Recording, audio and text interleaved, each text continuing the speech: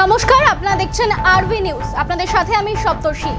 2024-এর নীতি আয়োগের বৈঠক ঘোষণা করা হয় 27 জুলাই, কিন্তু এইবারের বাজেট পেশ নিয়ে ক্ষুব্ধ অবিজেপি রাজ্যের প্রায় সব মুখ্যমন্ত্রীরাই। তাই অবিজেপি রাজ্যের প্রায় সব মুখ্যমন্ত্রীরাই 27 জুলাই নীতি আয়োগের বৈঠক বয়কট করে।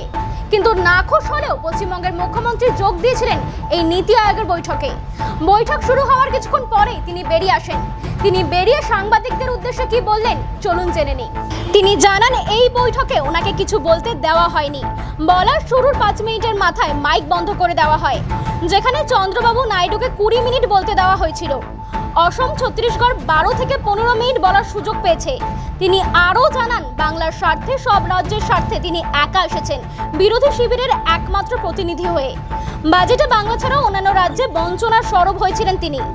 বাজেটে কিছুই নেই, জিরো, এটা বলতেই মাইক বন্ধ করে দেওয়া হয়। এছাড়াও এই নীতি আয়োগের বৈঠকে অপমানের অভিযোগ মুখ্যমন্ত্রীর। বাংলার মুখ্যমন্ত্রী জানান বৈঠকে তিনি আর কখনোই আসবেন না।